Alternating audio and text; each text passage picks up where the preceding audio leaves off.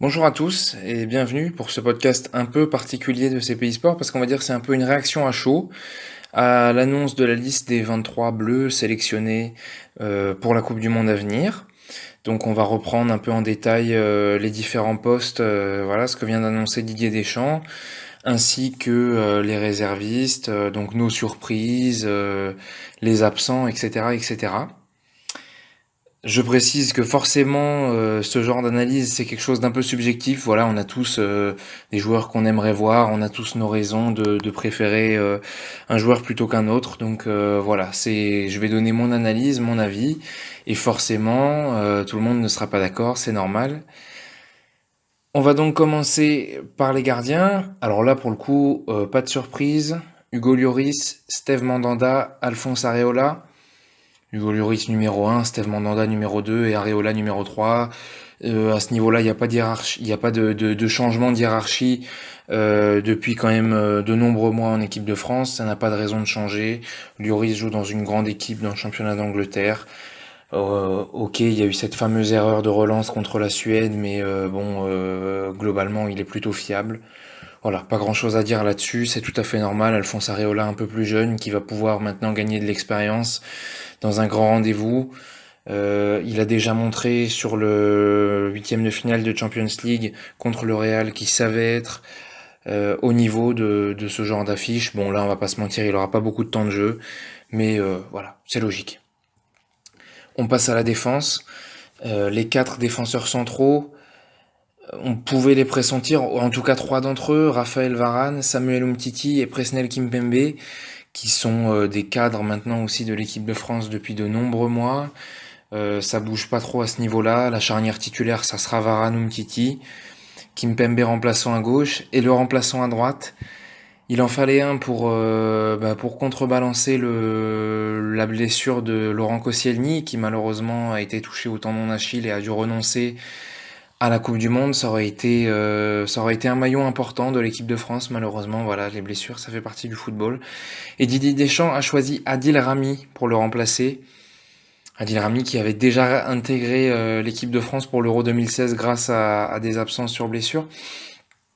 Bon, c'est pas spécialement étonnant parce que on sait que Didier Deschamps n'est pas un risque-tout. Il voulait avoir ses deux droitiers.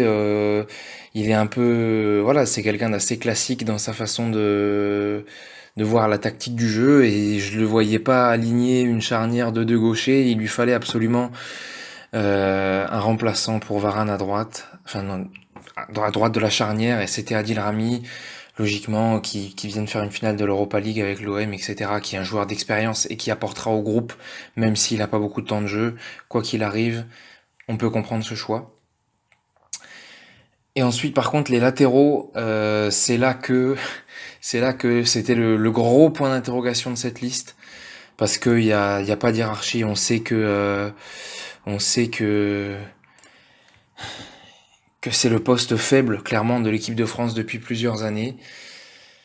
Donc, à droite, Djibril Sidibé, Benjamin Pavard. Djibril Sidibé qui est le titulaire en équipe de France depuis aussi plusieurs mois, quand il n'est pas blessé. Parce qu'il faut dire ce qui est, il a été quand même beaucoup absent ces derniers temps pour des blessures. Ça fait pas longtemps qu'il est revenu. Est-ce qu'il sera au top de sa forme pour le mondial? Difficile à dire.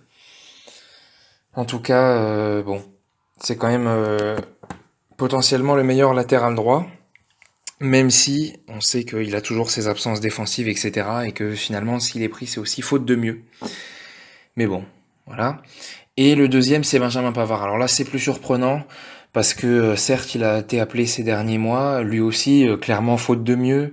Benjamin Pavard qui joue à Stuttgart, qui a connu sa première sélection contre la Russie, si je ne m'abuse. Et en tout cas qui a pas été impressionnant. C'est pour ça que je suis un peu surpris de le voir dans la liste, parce que j'attendais le retour de Mathieu Debuchy qui fait une grosse deuxième partie de saison avec Saint-Étienne, qui est un joueur vraiment d'expérience et qui selon moi méritait de revenir et qui dans l'hypothèse où c'est pour être remplaçant aurait pu apporter plus au groupe que Pavard. À gauche, de nouveau, il y avait un énorme point d'interrogation sur Benjamin Mendy, qui est aussi, à mon avis, le meilleur latéral gauche français, qui joue à Manchester City sous les ordres de Guardiola. Seulement, il y a eu cette fameuse rupture des ligaments croisés qui l'a éloigné des terrains pendant de nombreux mois, qui a coupé une grosse partie de sa saison. Il est revenu il y a quelques semaines, il a joué 3 morceaux de match avec City, vraiment des bouts de match, hein, pas des matchs entiers. Donc on pouvait se demander si Deschamps allait prendre le risque de le convoquer. Oui, il l'a convoqué. Et voilà, on suppose qu'avec les quelques semaines qui restent pour se mettre en forme, voilà, on espère que Mendy sera au niveau. Et le deuxième latéral gauche, c'est Lucas Hernandez. La surprise, enfin surprise à gauche, je m'attendais à voir Lucas Digne parce que on sait que Didier Deschamps a ces hommes comme ça qui protègent un peu, disons, voilà, des privilégiés entre guillemets. Lucas Digne en faisait partie parce qu'il est remplaçant à Barcelone, il a très peu de temps de jeu. Bon, on peut pas dire qu'il a été spécialement mauvais quand on a fait appel à lui en équipe de France, hein, mais voilà, ça reste trop léger selon moi le temps de jeu qu'il a pour aller au mondial. Mais voilà, on aurait pu penser qu'il serait là parce qu'il est toujours là depuis de nombreux mois en équipe de France, mais non. Finalement, Deschamps a privilégié Hernandez qui lui a plus de temps de jeu à l'Atlético, qui vient de disputer une finale d'Europa League, qui est deuxième du championnat d'Espagne avec l'Atlético. Bon, voilà, il y a aussi l'avantage pour Hernandez, comme pour Pavard d'ailleurs, d'être polyvalent parce que c'est deux joueurs qui peuvent aussi jouer dans l'axe. Donc en cas de blessure, c'est deux joueurs qui pourraient aussi dépanner en défense centrale. C'est peut-être pour ça aussi qu'ils ont été privilégiés. Un petit mot sur les réservistes en défense. Donc Debuchy et Digne, ça on les a déjà soulignés, hein, voilà, ils sont les troisièmes choix de leur côté. Et alors surprenant, Mamadou Sakho et Kurt Zouma. Alors pourquoi surprenant? Parce que il y a quelque chose qui me choque là dans cette liste, en incluant les réservistes, c'est l'absence d'Aymeric Laporte. Aymeric Laporte a signé à Manchester City cet hiver. Il a eu du temps de jeu à Manchester City. Il a répondu présent quand on a fait appel à lui. Il faut pas oublier quand même que Manchester City, c'est Pep Guardiola. C'est une équipe qui a battu tous les records en Première Ligue, qui est allée assez loin en Ligue des Champions. Voilà, je m'attendais vraiment à voir Laporte. J'aurais aimé le voir dans les 23, honnêtement. Mais qu'il soit même pas dans les réservistes au profit de Mamadou Sakho et Kurt Zouma, voilà, là je me permets d'exprimer ma déception parce qu'à mon avis il méritait, il a été bon quand on a fait appel à lui à City. Bref, voilà, ce sont un peu des détails. Euh, Ensuite on va passer au milieu de terrain. Une grosse surprise, alors je vais donner d'abord les quatre qu'on s'attendait tout à fait à voir dans la liste. Donc N'Golo Kanté, Blaise Matuidi, Paul Pogba, Corentin Tolisso. N'Golo Kanté, il sera titulaire parce qu'on a besoin de lui, surtout quand on sait que Deschamps privilégie ce dispositif avec deux milieux de terrain. On a besoin d'un récupérateur, de quelqu'un de plus défensif.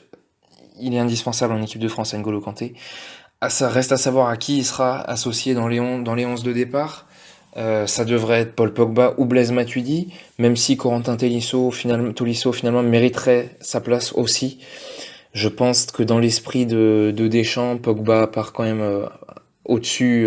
Il doit être, depuis le temps qu'on dit qu'il doit être le leader de cette équipe de France, même si il a toujours manqué de consistance en équipe de France, manqué de constance aussi.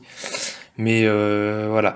Après, c'est des choix qui se discutent. Honnêtement, c'est c'est un luxe de pouvoir choisir entre Tolisso, Matuidi et Pogba qui ont fait tous les trois de bonnes saisons dans leur club. Et quand je dis dans leur club, on a le Bayern, la Juve et Manchester United, donc parmi les meilleurs clubs d'Europe. Euh, bon, voilà, je pense que je me fais pas trop de soucis pour le milieu de terrain en tout cas.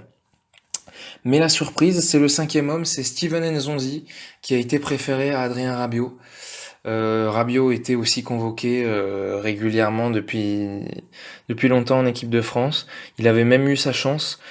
Seulement voilà, quand il a été sur le terrain en bleu, il n'a pas vraiment donné satisfaction. Et je pense que c'est ça qui paye là sur cette liste-là. Didier Deschamps a dit que il y avait toujours des différences entre ce qui se passait en club et ce qui se passait sur, sur les matchs de sélection.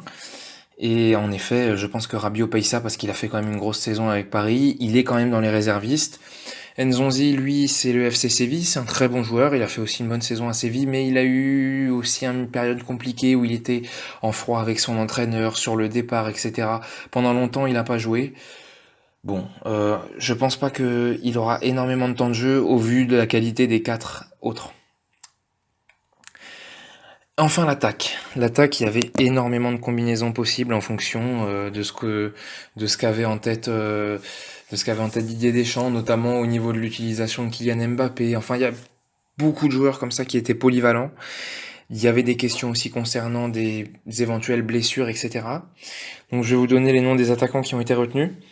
Antoine Griezmann d'abord, Kylian Mbappé, Thomas Lemar, Ousmane Dembélé, Florian Thauvin, Nabil Fekir et Olivier Giroud. Antoine Griezmann, Kylian Mbappé, ce sont des évidences. Griezmann, voilà, il suffit de voir ce qu'il a fait encore en finale de l'Europa League. C'est un grand joueur. Même s'il a manqué son début de saison, il est revenu là, il est en pleine bourre et c'est ça qu'on attend, c'est les joueurs en forme au moment où il va y avoir les grands matchs.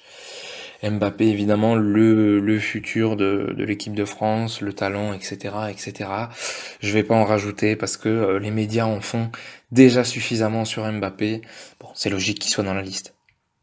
Ensuite, Olivier Giroud, ça c'est toujours le cas épineux. Il y a, on l'aime ou on n'aime pas. Moi, je considère que à chaque fois qu'il a été appelé en équipe de France, il a marqué. C'est ce qu'on demande à un numéro 9. Il a une complémentarité parfaite avec Griezmann. Et si on veut donner les clés de l'attaque à Griezmann, étant donné que c'est voilà le joueur qui donne le plus de garanties, on va dire, à ce niveau-là, c'est logique d'appeler Giroud et je pense que la doublette Griezmann-Giroud devant sera titulaire. Je pense qu'il y a peu de doute là-dessus.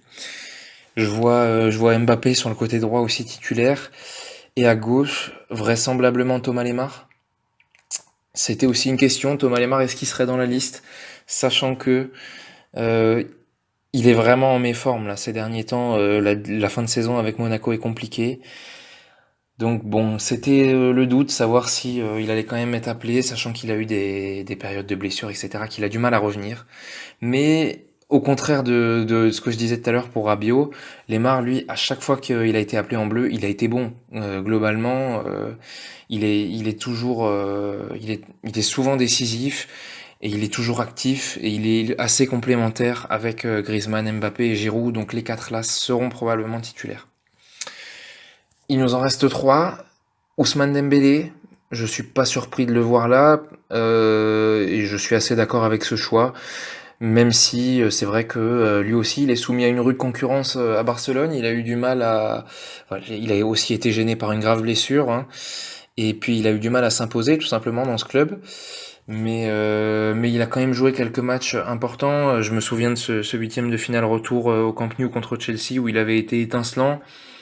Il a connu le haut niveau, quoi. Faut pas négliger le fait que il s'entraîne quand même toutes les semaines avec Messi, Suarez, Coutinho, Iniesta et j'en passe. Donc voilà, ça me paraît logique. Il apportera sûrement beaucoup en sortie de banc. C'est un joueur qui a énormément de vivacité, de technique, de capacité de dribble et de débordement, d'accélération, etc.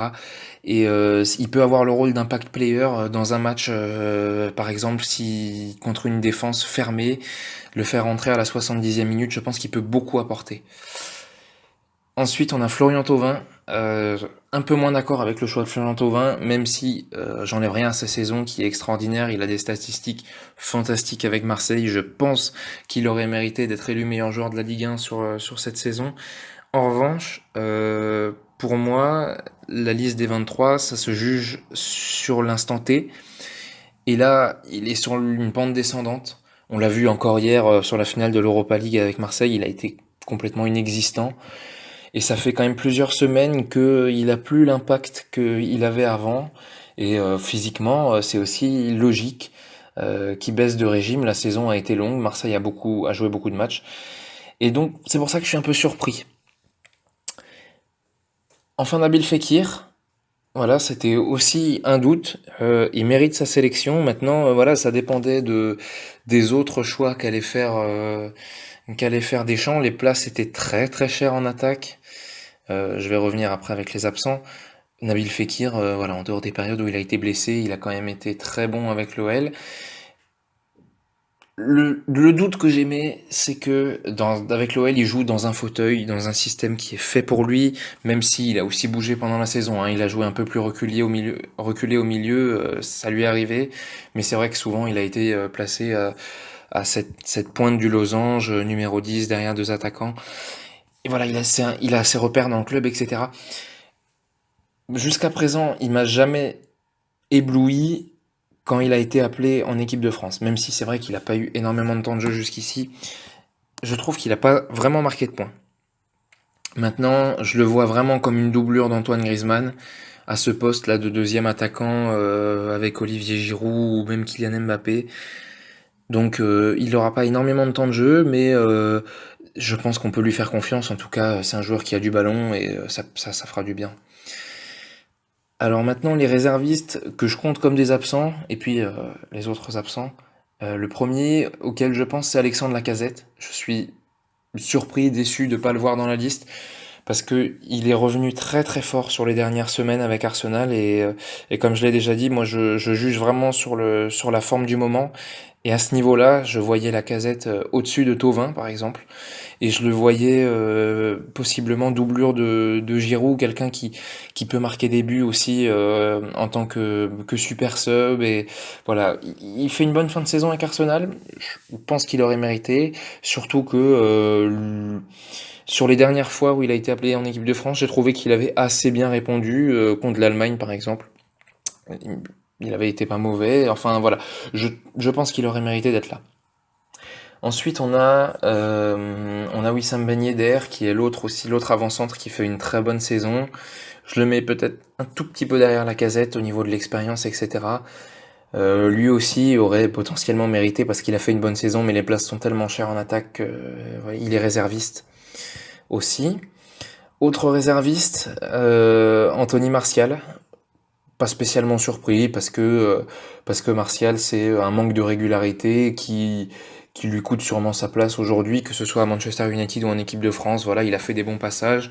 Je me souviens du but qu'il avait marqué contre l'Allemagne. Il a fait des belles choses, mais c'est trop inconstant pour que, au vu de la concurrence, c'est logique. Enfin, Kingsley Coman, qui avait fait un excellent début de saison au Bayern, qui avait fait aussi des bonnes apparitions en bleu. Mais lui a été gêné par une blessure là qu'il a éloigné des terrains sur les derniers mois de la saison, et il est trop court pour revenir dans la liste des 23. Il est réserviste également. Enfin, Dimitri Payet, qui lui n'est pas réserviste. J'ai du mal à savoir, je pense que Deschamps a pas trop voulu le dire, ce que je peux comprendre. J'ai du mal à savoir s'il aurait été pris sans sa blessure. J'ose espérer que oui, parce que selon moi, il le méritait. Il avait fait une saison, enfin une fin de saison magnifique, parce que contrairement à Thauvin, lui a mis beaucoup de temps à se mettre en route. Il était vraiment pas terrible sur la première moitié sur la fin de 2017 quoi. Mais là, en ce moment c'est fantastique. Le peu qu'il a joué hier, il fait encore une passe magnifique pour Germain. Voilà, je vais pas revenir en détail sur le match, mais voilà, je trouve qu'il aurait mérité. Après, Deschamps dit que sa blessure est au moins l'éloigne au moins 3 semaines des terrains, et que voilà, ça empêche d'être compétitif pour le mondial, ce que je peux comprendre. Et c'est triste, au même titre que Laurent Koscielny. Voilà, ça fait partie d'une liste, hein, les blessures, on le sait. En tout cas, voilà, une pensée quand même à Dimitri Payet. Ça y est, je crois qu'on a fait le tour des différents postes. On a parlé un peu des absents, des présents, etc. J'ai donné mes avis. Et c'était donc tout pour ce podcast sur la liste des 23 à la Coupe du Monde. Salut!